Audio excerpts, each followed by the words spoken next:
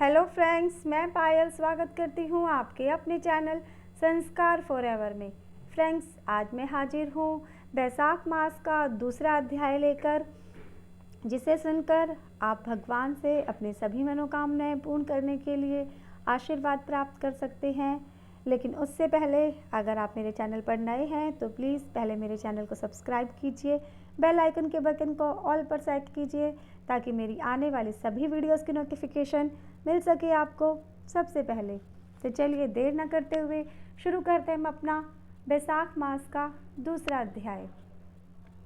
नारद जी बोले, हे राजन, बैसाख के समान कोई महीना नहीं है, समयुग के समान दूसरा युग नहीं है, वेद के समान शास्त्र नहीं, गंगा जी जैसा कोई तीर्थ नहीं, जल दान के समान दूसरा दान नहीं और भार्या के समान दूसरा सुख नहीं, खेती जैसा कोई धन नहीं है और जीवन के समान कोई लाभ नहीं है, उपवास जैसा दूसरा तप नहीं, दान जैसा सुख और दया के समान दूसरा धर्म तथा नेत्रों के समान कोई ज्योति नहीं है, भोजन के समान कोई तृप्ति, खेती के समान कोई व्यापार, धर्म के समान कोई हितकारी मित्र नहीं और सत्य के समान कोई यश नहीं है, आरोग्य समान कोई हर्ष, केशव के समान कोई रक्षक, माधव के तुल्य संसार में कोई पवित्र नहीं है। ऐसा परमोत्तम बैसाख मास शेषशायी भगवान को सदा प्यारा है।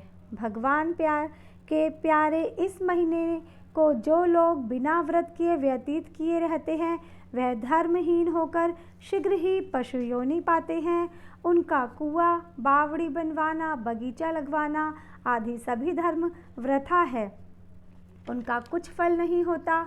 जो मनुष्य बैसाख मास में नियम पूर्वक भोजनादि करते हैं, वे विष्णु भगवान की सायुज्य मुक्ति को अवश्य प्राप्त होते हैं, इसमें संदेह नहीं।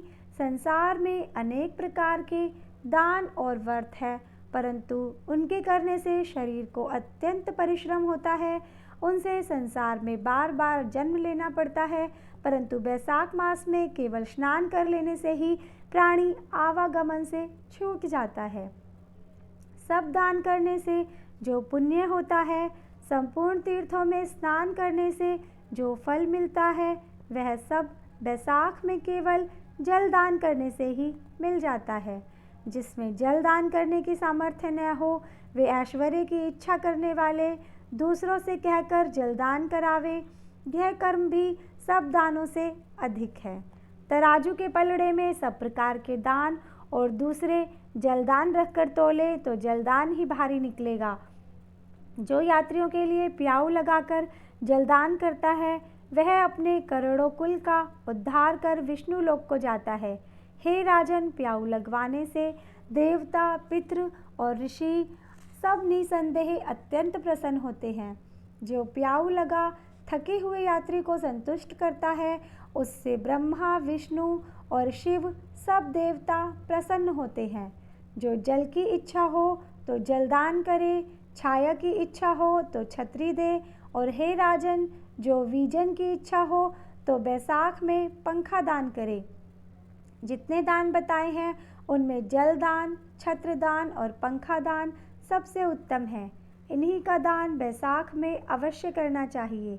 जो बैसाख के महीने में कुटुंबी ब्राह्मण को जल से भरा घड़ा नहीं देता, वह चातकी योनि पाता है।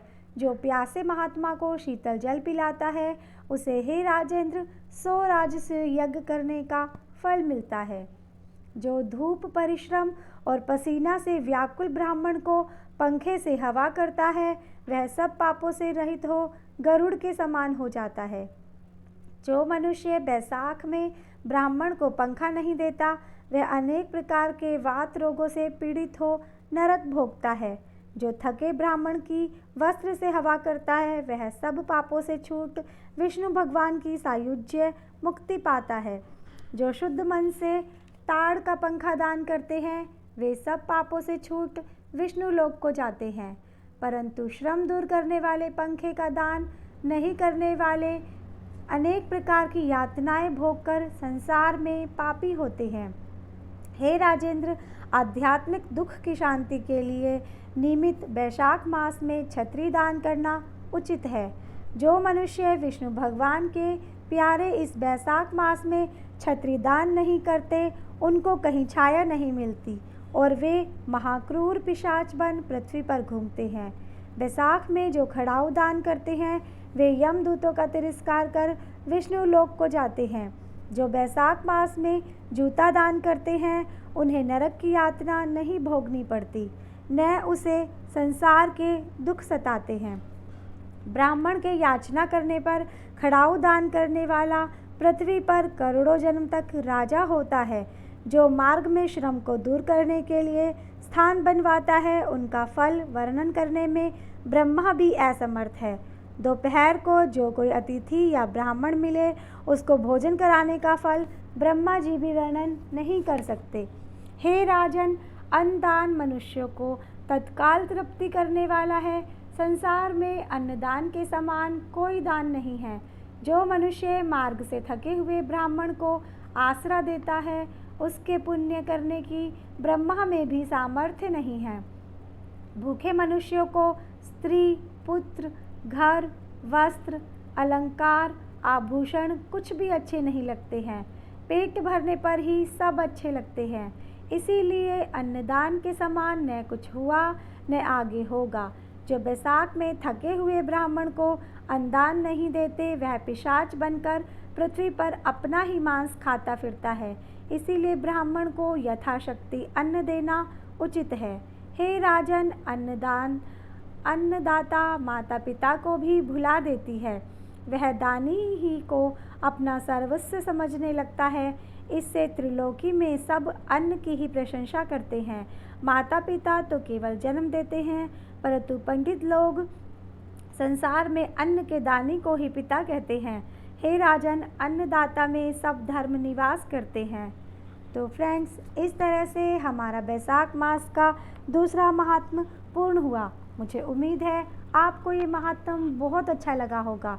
अगर आपको मेरी वीडियो पसंद आई हो तो इसे ज़्यादा से ज़्यादा शेयर कीजिए, लाइक कीजिए, ताकि मेरी आने वाली सभी वीडियोस का लाभ आप ही के साथ और भी लोग उठा सके।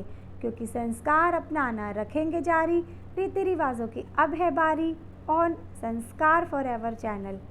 राधे राधे।